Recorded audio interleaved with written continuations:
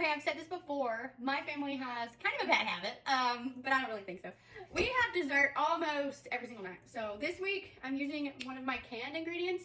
I do apple pie filling. It's not just apples.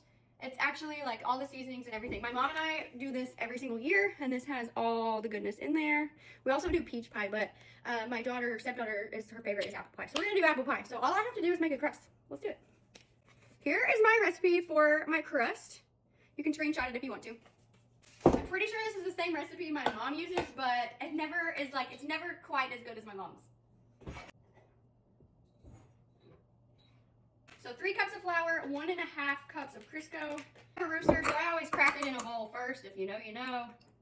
And it's good, so we're good to go. 5 tablespoons of cold water. 1 tablespoon of white vinegar. And 1 teaspoon of salt. Now, I'm going to mix that up. When my crust was mixing up, I went ahead and got some parchment paper and floured it. I'm going to flour the top of this. And we're just going to roll it out. This recipe does make a top and bottom crust. And we're going to use both today. So does refrigerate really well. If you're making like a cream pie with a meringue on top and you only need 1 crust, I mean, you could always just make 2 pies like my mom always does, but you can also refrigerate it, and it does really well in the refrigerator for several days. Ooh, that's so nice.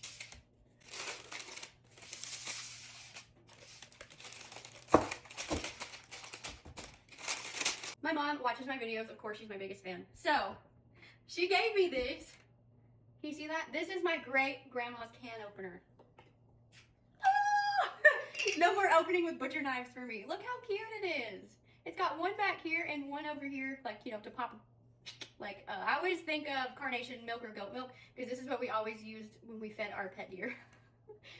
That's a lot. That's a whole other story.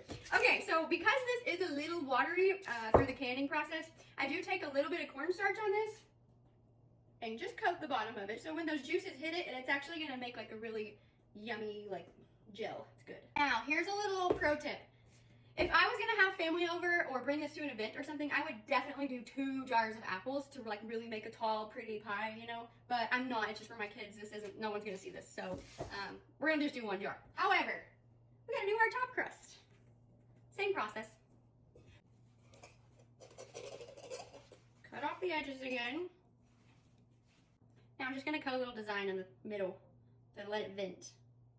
And she's ready to go in the oven. This literally came together in 10 minutes, maybe less. And for the scraps, my daughter loves the crust dough. So we're going to keep that in the fridge when she gets here. Okay, our beautiful pie is done. And we're just going to sprinkle with some cinnamon on top. Sprinkle with a little bit of sugar. And there you have it. Our apple pie that came together in like 10 minutes. Minus the baking process. As if you didn't need a sign to make apple pie filling in a jar. Here it is. Here's your sign. You should do it. Bye.